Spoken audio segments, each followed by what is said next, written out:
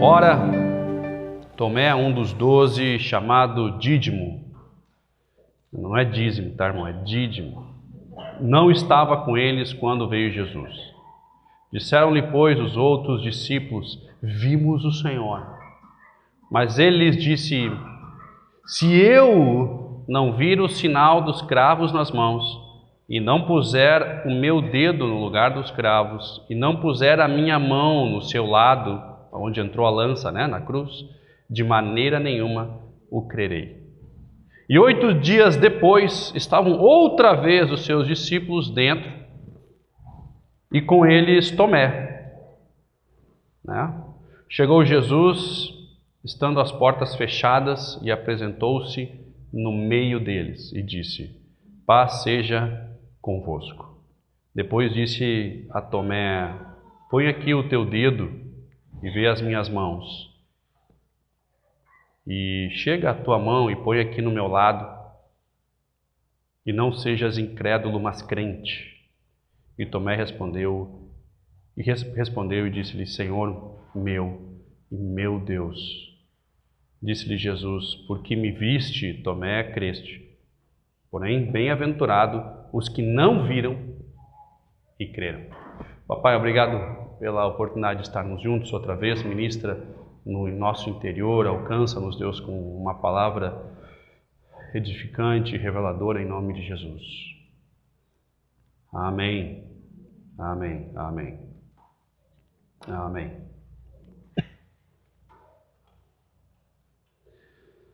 Assim começa a igreja. Aqui, momentos como esse, assim, a igreja que hoje nós conhecemos, ela começa. Ali começa o povo, Jesus se despedindo dos seus discípulos, dizendo: eu vou embora e vocês vão ficar com o Espírito Santo e todos os ensinamentos que eu já compartilhei, e assim vai começar a igreja. Vai começar agora, eu estou indo. Mas antes de ir, ele tinha que dar o último toque, ele tinha que botar a cereja no bolo. Sabe como é? E aqui ele bota a cereja no bolo. Ele conclui aqui, assim. Ele está indo, ele está voltando para o céu, e ele diz: olha, já cumpri a minha parte, estou voltando, só vou colocar a cereja no bolo. E ele aparece para alguns discípulos, e esses discípulos compartilham com aqueles que não estavam, dizendo: olha, nós vimos o Mestre. Tu não vai acreditar, ele ressuscitou. Nós vimos o Mestre. De verdade, tudo aquilo que ele falou, tudo que ele ensinou, se cumpriu, e ele está vivo. E aí sempre tem um que não acredita, né? Sempre tem um que precisa crer, precisa ver para quê? Para crer. E a gente usa, que tem que ser Tomé, Tomé, Tomé, e o cara ficou, pobre do cara, até hoje ficou, A rachada dele está valendo até hoje. A gente pega ele para exemplo daqueles que não querem crer. E ele disse: olha, eu não acredito. Não acredito. Eu só vou acreditar se eu botar a mão nos buracos das mãos, nas cicatrizes das mãos, e passar a mão no seu lado, onde entrou a lança, porque eu vi ele furado, e eu preciso ver. E se eu botar a mão, aí eu vou crer. Passaram 8 dias, estavam eles dentro de um lugar, dentro de uma casa, dentro de uma sala fechada, a Bíblia diz, e de repente, como a Nadine, a lâmpada aquela, ela, paz seja convosco. Meu amigo, se isso acontece comigo, eu não preciso ver buraco nas mãos, buraco dos lados. Para mim já serve. Se eu ficasse na sala, Alguém tinha que ir lá me chamar depois. Vem ver o buraco nas mãos, Porque acontece um troço desse, já é suficiente. Não precisa ver mais nada, meu amigo. Tá tudo certo. E ele aparece e a primeira coisa que ele diz: e aí, Tomé? Voltei por ti, cara. Quer ver? Ele mostra e diz para que Tomé coloque a mão, e Tomé diz: sim, meu Deus, já está tudo certo. Não, onde eu estou aqui, daqui eu estou enxergando, não preciso nem aí, aqui está tudo resolvido. Não está aqui quem falou, o assunto está encerrado. E aí ele diz: cara, tu precisou ver para crer. E aqueles outros que vão crer e nunca viram, esses sim são os bem-aventurados. Esses sim vão ter entendido essa revelação do Evangelho. E assim começa a igreja. Assim começa o rumo daqueles que abraçaram essa ideia e nós estamos hoje aqui fazendo igreja a partir desse momento. O que me chama a atenção aqui é que Jesus ele havia sido moído na cruz, ele havia sido destroçado na cruz, ele havia sido totalmente desconfigurado na cruz. Não sobrou muito, não se parecia como figura de homem, a Bíblia fala.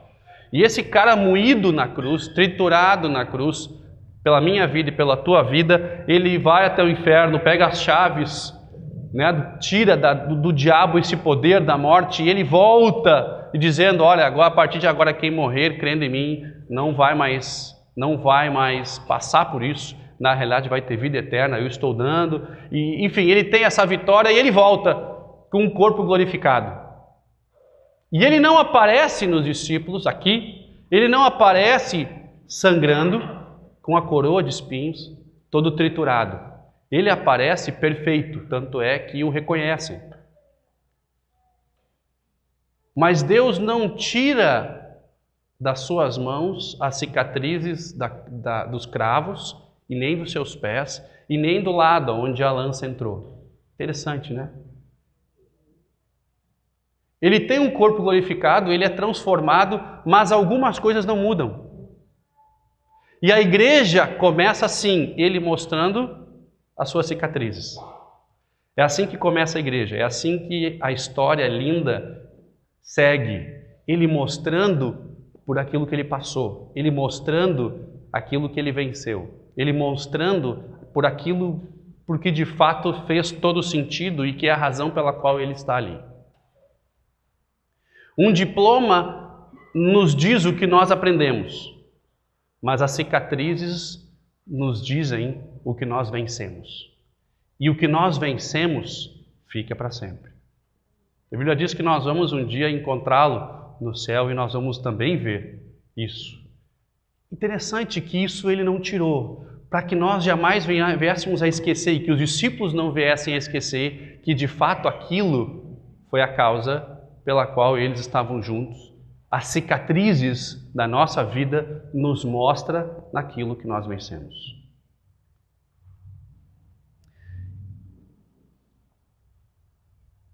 E a igreja inicia assim, Jesus tendo que resolver um conflito, um problema, mostrando mais uma vez, como contornar uma situação complicada. E assim a igreja vai se criando. Esses desafios de Jesus tendo que contornar conflitos, resolver problemas, resolver estresse que aconteceram, e era uma constância de Jesus. Na realidade, Jesus veio para resolver problema. Ele na realidade tinha bem pouca notícia boa, ele tinha mais era problema para resolver. Ninguém chegava para ele assim, contando só bênção. O pessoal quando descobriu quem ele era, você chegava para ele porque precisava de alguma coisa. Chegava a ele porque precisava resolver alguma situação, precisava dar um novo rumo. Ninguém chegava para Jesus dizendo assim, vem jantar na minha casa e está tudo certo, nós vamos conversar sobre os camelos do deserto. Não. Ninguém chamava o cara para falar sobre, eu achei uma receita nova. Não. Não existia isso. Com Jesus era sempre problema. E as pessoas que se achegavam a ele tinham sempre problema.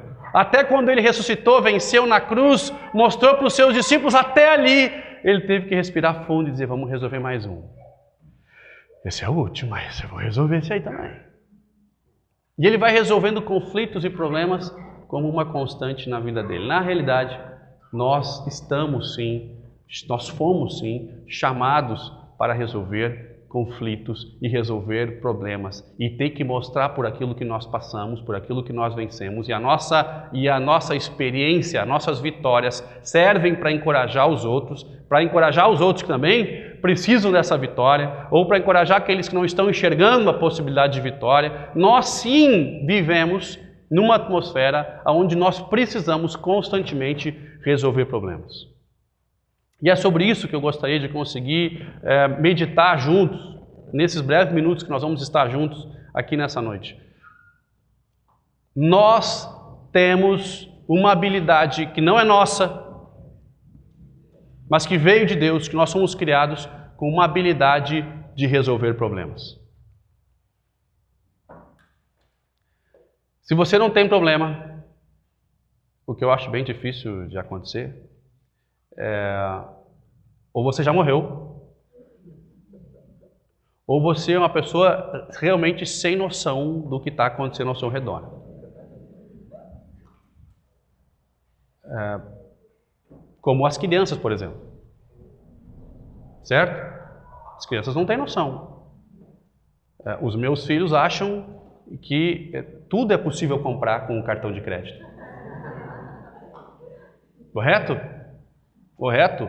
Quando o Anderson contava as histórias com os filhos, ele dizia, não, é só passar cartão, só passar cartão. Eu dizia, cara, explica para os guris, eles não vão passar essa vergonha. Eu explico para os meus e nunca entra na cabeça de que não tem, que existe um limite, que um dia essa conta vem, né?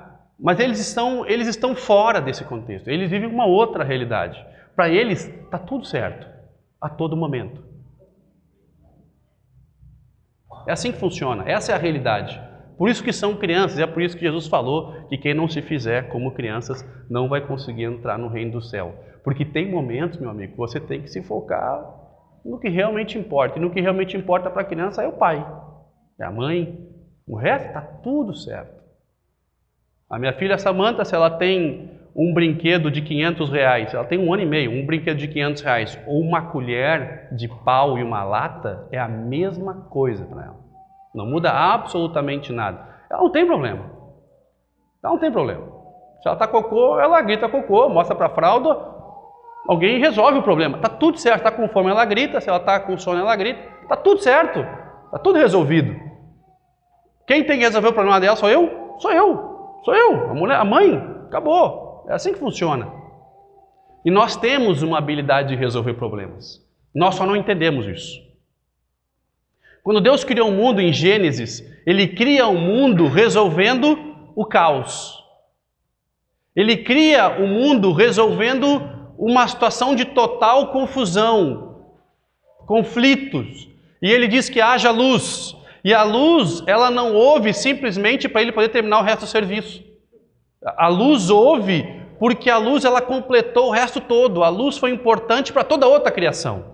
E haja a lua, e haja o sol, e haja as estrelas, e o firmamento, e um vai completando o outro. E quando hajam os animais e a vegetação, e um vai completando o outro. E a vegetação ela é porque é a luz que Ele criou primeiro. E a noite tem a sua função, e as estrelas têm a sua função, e uma coisa completa a outra. Ele tem a habilidade como natureza de resolver um problema, mas não é qualquer forma de resolver problema.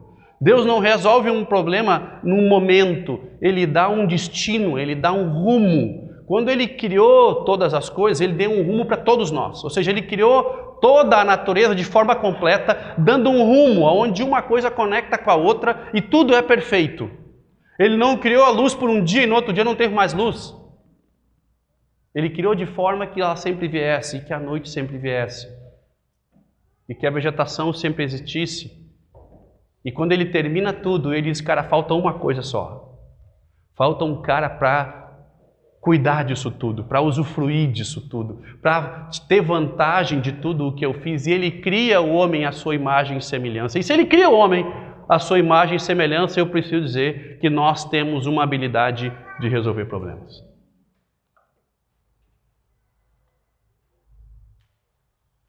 Nós temos em nós só não entendemos, nós só não compreendemos, nós só temos uma tendência a sermos extremamente negativos, mas nós temos em nós uma habilidade que foi dada por Deus de resolver conflitos e resolver problemas. E hoje nós estamos passando talvez cada vez pior isso. Nós estamos cada vez mais enrolados em conflitos e problemas, em estresse. O camarada que não tem problema financeiro, ele tem um problema na família, o cara que não tem um problema na família tem um problema na sociedade, o cara que não tem problema na sociedade tem um problema com o vizinho. E se ninguém tem problema nenhum com esses, tem um problema com o gato do vizinho. É o meu caso. Eu não tenho gato. Nada contra os gatos. Eu não tenho gato. E eu não consigo jogar futebol com meu filho na grama. Porque o gato do vizinho faz vigília no meu gramado. Ele é um gato crente e nas madrugadas ele ora no meu gramado. E esses dias eu tirei meia sacola de supermercado da herança deixada pelo felino no meu gramado.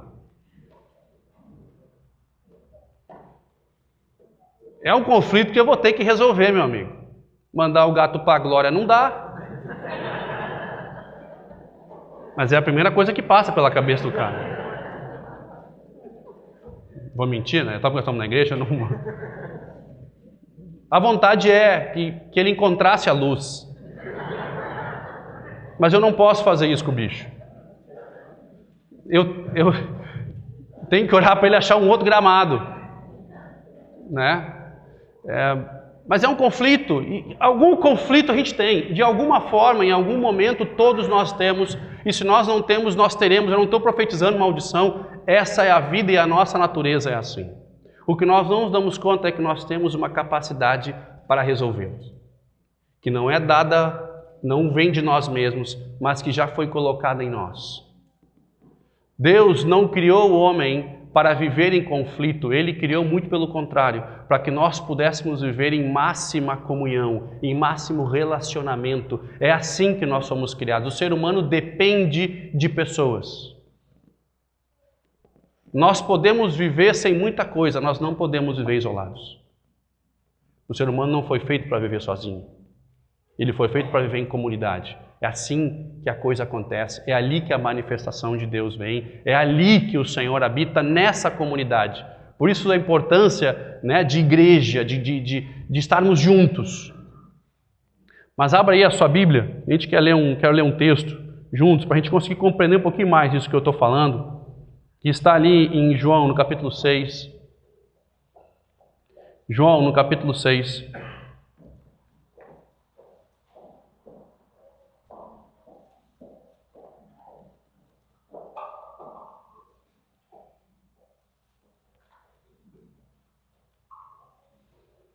João, no capítulo 6, o verso 1. Vamos ler ali a partir do 1. Vamos ler até o fim ali da história. Depois disso partiu Jesus para o outro lado do mar da Galileia, que é o de Tiberíades, e grande multidão o seguia, porque via os sinais que operava sobre os enfermos. E Jesus subiu ao monte, assentou-se ali com os seus discípulos, e a Páscoa, a festa dos judeus, estava próxima. Então Jesus, levantando os olhos e vendo que uma grande multidão vinha ter com ele, disse a Filipe: onde compraremos pão para esses comerem? Mas dizia isso para experimentar, porque ele bem sabia do que devia fazer.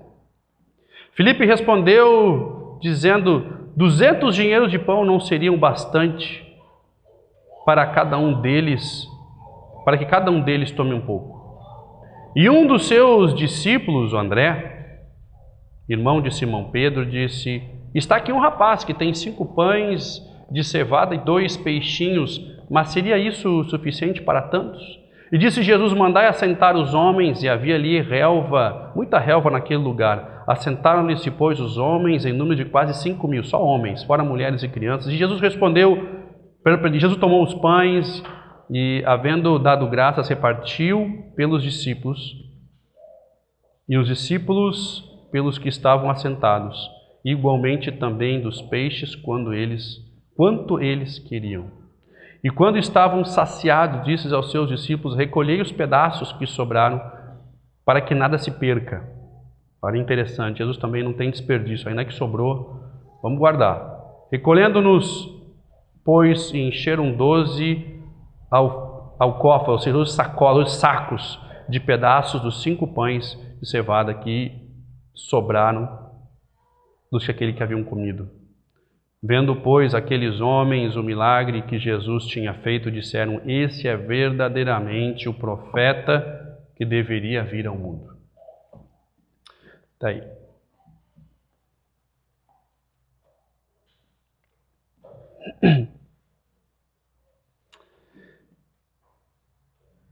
Jesus estava pregando o evangelho, que era a função dele. Ele não tinha função de restaurante.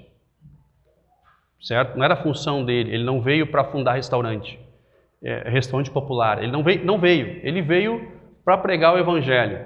E ele estava pregando e aquele povo começou a vir e a massa de gente começou a se juntar ao redor dele. E de repente ele estava pregando e ele chega lá em cima do morro e olha que tem 5.000 homens, mais mulheres e crianças. Era uma multidão gigante. E ele pregou o evangelho àquele povo com fome. Estava chegando a época da Páscoa, era um momento de festa, era um momento de muvuca, de multidão. E aí Jesus diz assim: aonde nós vamos alimentar esse povo todo? Aí o primeiro pula. Sempre tem um que tem a solução. Até hoje é assim, né? No trabalho, em casa, na igreja, sempre tem um que imediatamente é tomado de sabedoria e glória e tem a solução. Ele diz: Jesus, tu não conhece, tu é quase que um fantasma. Deixa eu te dizer o que acontece. Eu aqui fiz a conta, porque eu sou bom, finança é comigo, eu fiz a conta. Olha, amigo, nem 200 dinheiro, tem jeito. Dinheiro nenhum no mundo ia ter suficiente para alimentar esse povo todo. E a Bíblia diz que ele perguntou sabendo a resposta. Isso acontece direto na Bíblia. Nós podemos olhar, assim, nós vamos pegar exemplo, sempre foi assim. Jesus perguntou aos discípulos: quem eles dizem que eu sou? Como se ele não soubesse, né?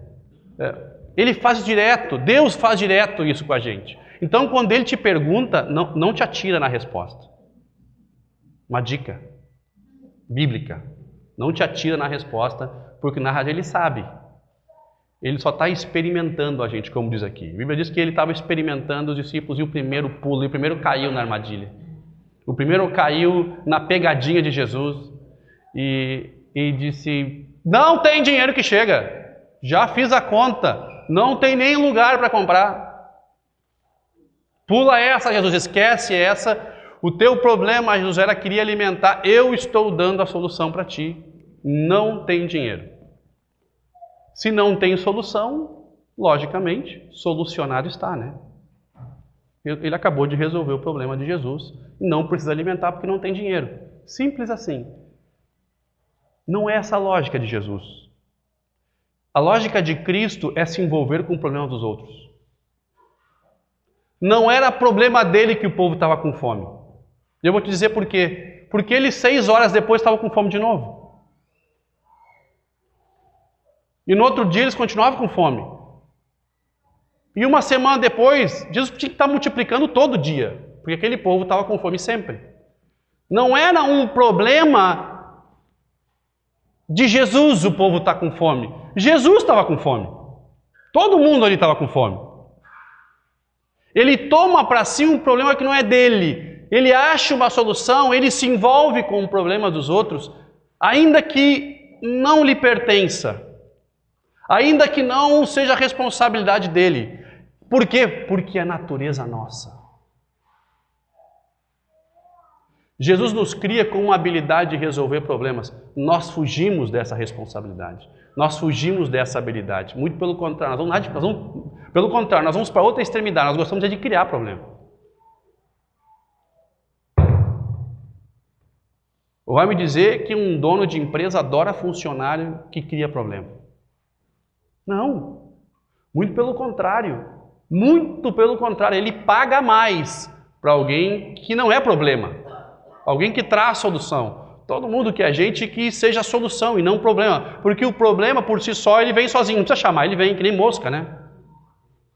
Não precisa chamar, vem sozinho. E Jesus pergunta onde nós vamos comprar pão e o pessoal diz: não tem dinheiro. André, um cara um pouco mais centrado, pensou assim, eu não vou cair nessa. Ele achou o moleque lá com um pãozinho e um peixinho, passou a mão na comida do lanche do guri. Pegou a comida do guri, ou não? Ó, Jesus, tem isso, serve. Com aquele ar assim de acertei a resposta ou não. Jesus falou, manda todo mundo sentar.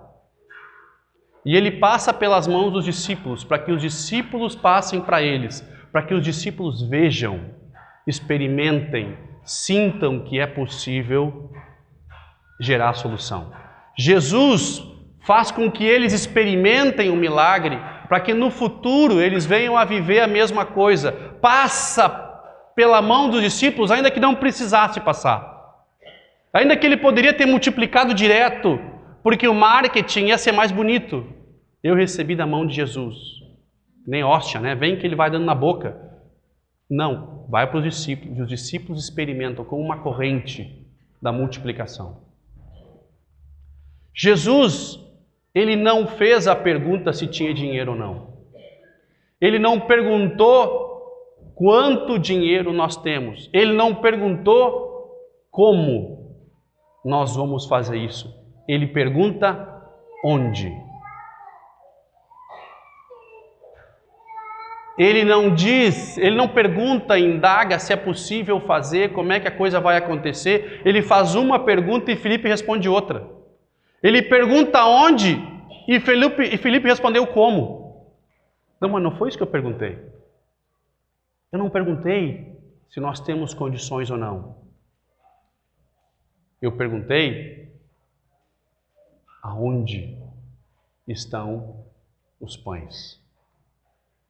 E os discípulos, cara, o que eu tenho é só isso. Não importa.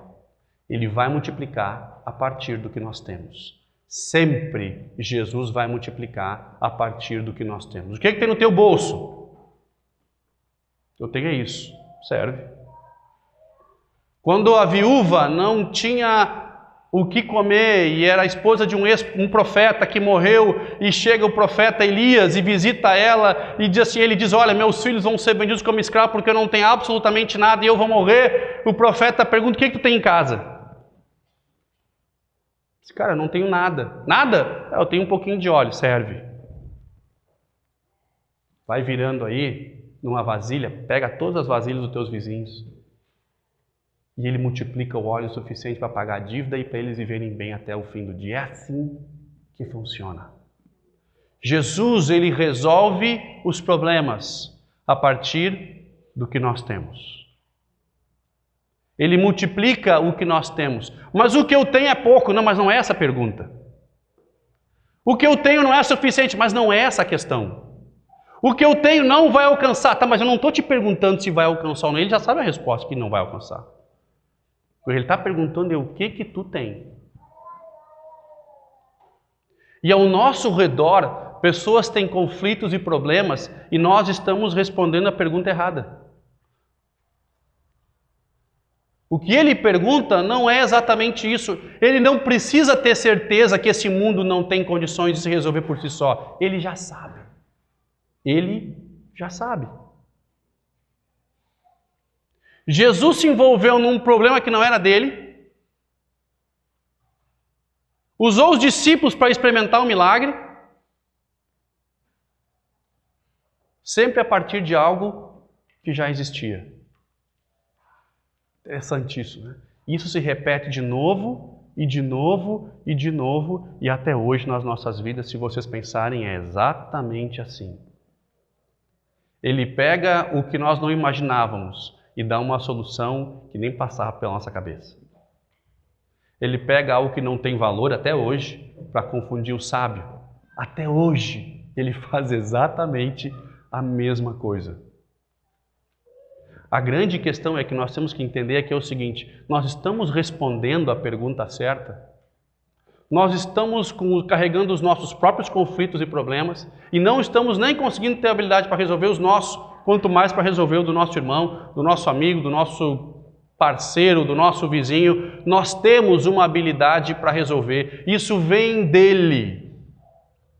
Mas nós não estamos entendendo como que isso funciona. Primeiro, as cicatrizes vão ficar, porque elas mostram o que a gente vence. E segundo, ele vai usar o que nós já temos. A questão não é se vai dar conta, se não dá. A questão é que nós não estamos entendendo a pergunta que Jesus está fazendo. Nós sim somos pessoas capacitadas por Deus para resolver conflitos. Nós estamos tão cegos pelos nossos que nós não queremos nem nos envolver com o do próximo, né? Porque o troço está tão complicado, meu amigo, a nuvem preta já baixou aqui, eu não consigo nem entender o que está acontecendo do lado. Mas nós sim temos essa habilidade para resolver. Quando ele cria o homem à sua imagem e semelhança, ele cria com a capacidade de dar rumo nas coisas. Toda vez que Jesus encontrava alguém, ele resolvia o seu conflito. Mas ele não resolvia o conflito momentâneo, ele dava um destino. Quando ele encontrava os leprosos, ele não curava os leprosos para que eles fizessem campanha de propaganda para Jesus, ele curava para que eles vivessem uma vida sem lepra. Ele curava para que eles fossem pessoas que tivessem uma segunda chance de viver segundo os princípios e valores de Deus. Quando Deus curou a mulher com hemorragia, quando salvou, alcançou misericórdia a prostituta, tudo, ele deu rumo, ele deu destino para as pessoas. Todo mundo que encontrava Jesus não encontrava só a solução do problema atual, encontrava um destino. Nós, pelo contrário, tentamos resolver um problema no momento, e Jesus ele resolve um problema de um destino, de uma vida, de um rumo. Quando ele alcança um casal em conflito, ele não alcança o casal para que resolver aquele conflito, ele alcança o casal para que ele viva um matrimônio na sua essência, até o fim. Quando ele alcança aquele homem endemoniado com 2.000 demônios, os discípulos encostam, atracam o barco e vem aquele bicho, cara, cabeludo, sangrando, cheio de corrente, para cima de Jesus, porque era o jeito que eles tentavam resolver o problema do cara, acorrentando, batendo. E Jesus e os discípulos já pensaram, atracamos no lugar errado, meu amigo. Rema para trás, rema para trás, rema para trás, volta, volta, volta, que o bicho está vindo. Jesus, não, é aqui mesmo, pode parar aí que está tudo certo. E ele vem para cima de Jesus, Jesus resolve o problema, e ele é liberto. Ele é liberto de uma forma tão espetacular. E o cara diz assim, eu quero ir contigo, eu quero te seguir, eu quero estar contigo para qualquer lugar. E Jesus falou, não, acho que tu não entendeu. Eu não te libertei para te ser um ministro do Evangelho. Eu te libertei para tu ser livre. O teu chamado não é esse, é outra coisa. Vai e viva o teu chamado. Viva aquilo que eu tenho para ti, que não é isso aqui. Não, eu não estou arrecadando gente para ficar atrás de mim. Eu estou liberando destino na vida das pessoas. Eu estou encontrando e liberando as pessoas para viver uma nova realidade. Esse é o resolver o problema de Jesus. Nós resolvemos um agora, um momento. Tem uma pesquisa da NASA que diz que o nosso momento muda a cada 5 segundos. Ou seja, o nosso agora, ele não é exatamente um agora que dura muito tempo. Se nós pensarmos em questão de tecnologia, eu já desisti de ficar entendendo todas as redes sociais e aplicativos que existem, porque quando eu começo a aprender ninguém mais está usando aquele.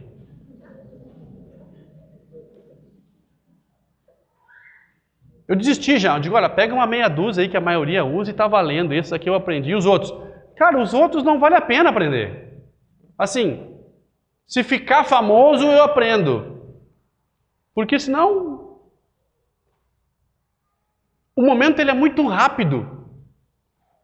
Eu estou com um problema agora. Esse não significa exatamente um problema eterno. Ele significa um problema que é muito curto, muito rápido. Mas Jesus, ele resolve um destino. Ele dá um rumo. Essa é a grande diferença. E toda vez que nós encontramos Jesus, é isso que ele faz na nossa vida. Toda vez que Jesus encontrou pessoas, Ele não resolveu agora. Ele deu um rumo. Ele deu uma nova história. Ele mudou um trajeto. Ele libera um destino sobre as pessoas. Ele não resolve o problema. Ele libera um destino.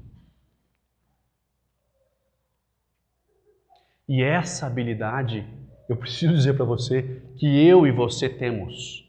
No mundo onde aparentemente não há solução, nós fomos criados pelo Criador do Universo, com a habilidade de resolver conflitos, de liberar destinos. E isso tem que fluir da tua vida e da minha vida. Nós temos que ser geradores de soluções.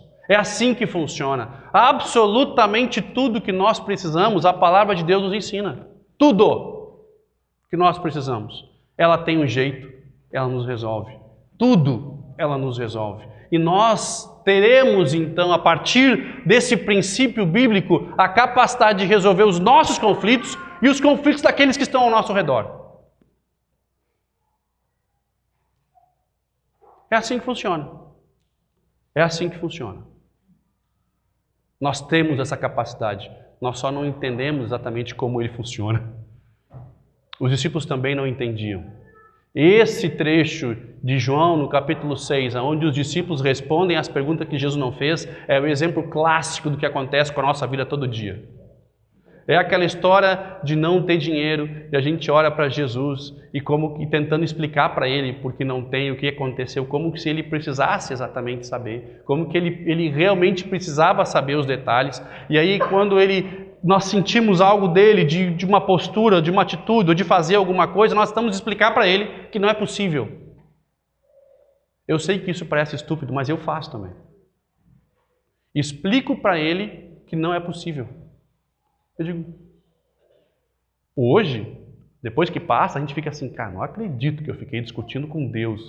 Eu fiquei argumentando com ele que não era possível, como que se ele não soubesse, mas a gente faz.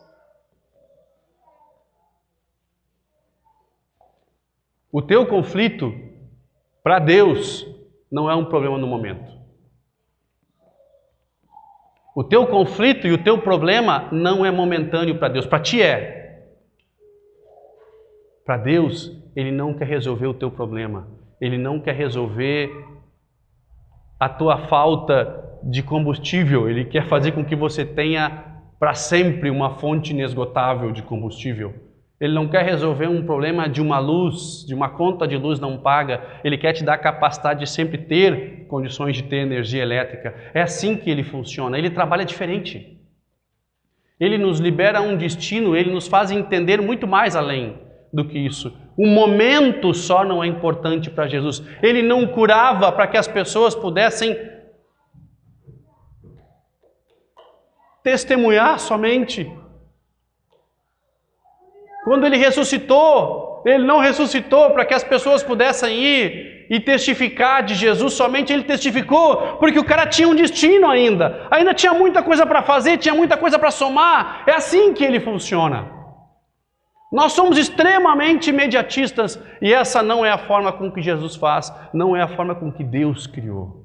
Quando Ele criou o sol, Ele criou há muitos e muitos anos atrás para que eu e você ainda hoje pudéssemos fazer uso disso. É assim que funciona. Destino. Aqueles que são pais sabem do que eu estou falando quando uma criança quer alguma coisa ou precisa de uma determinada disciplina. Você não quer que a criança seja resolvida somente agora. Você quer que ele entenda aquela lição para que ele não precise voltar no mesmo problema, não é isso? Porque ensina a criança no caminho que deve andar, para que quando for velho, não se desvie dele. Simples assim. Eu libero o quê? Destino na vida de uma criança. Minha função enquanto pais não é resolver um problema, por mais que me doa hoje dizer não para eles. Em alguma coisa, eu sei que eu preciso dizer não, para que eles amadureçam, cresçam e sofram menos ali na frente. É minha função. E Deus faz assim conosco também.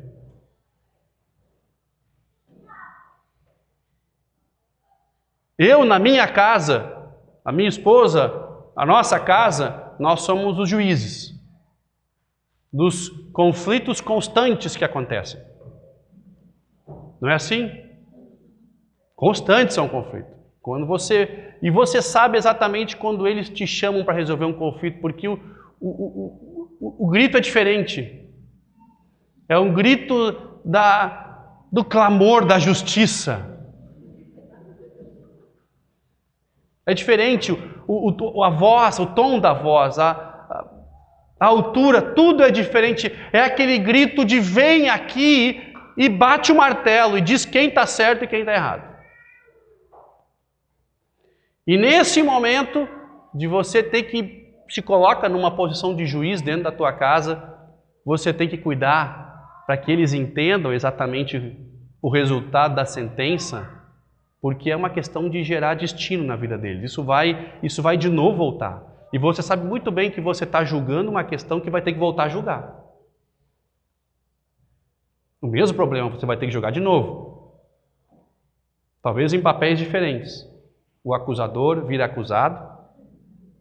Aquela mesma situação, ela volta, dá vontade de gravar um videozinho no telefone, para você só mostra. É o mesmo discurso. Mas você tem que manter firme para que ele entenda, porque isso gera destino. Isso gera rumo. Isso define quem ele vai ser amanhã.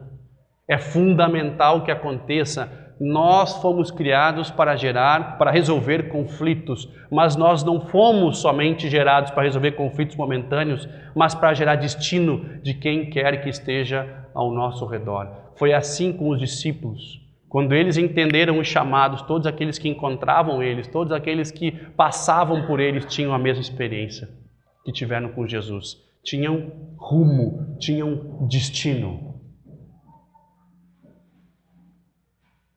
Mas nós gostamos de voltar para resolver os problemas debaixo do nosso nariz, no momento, na hora, e não pensamos o que isso vai afetar o nosso amanhã. Nós adoramos resolver o momento. Vou ser bem sincero para você. Eu quero resolver, se eu pudesse resolver o problema uma vez e nunca mais voltar a tê-lo, eu adoraria. Peraí. Há pouco tempo, digo pouco tempo, talvez para nós aqui no Brasil, né, lançaram aquelas placas fotovoltaicas, né, placas que captam a energia do sol e acabam gerando energia para a sua casa, para o seu consumo, algo que está pegando aí, está virando moda. Em breve vai ter bastante gente com acesso a essa tecnologia, já tem muitas empresas colocando, eu acho fantástico. Se eu puder colocar, eu gostaria de colocar na minha casa. Eu quero resolver um problema de energia. Tá, mas custa caro para botar, custa. Se um dia eu puder comprar, eu quero comprar, porque eu quero resolver um problema de energia. Quanto tempo eu vou usar energia?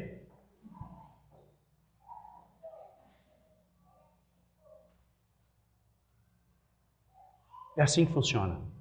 A gente resolve com Deus, a gente tende a resolver a longo prazo. Na nossa força, a gente resolve muito curto. É muito, muito curto, porque nós sozinhos não temos a habilidade de gerar destino, nós precisamos dele.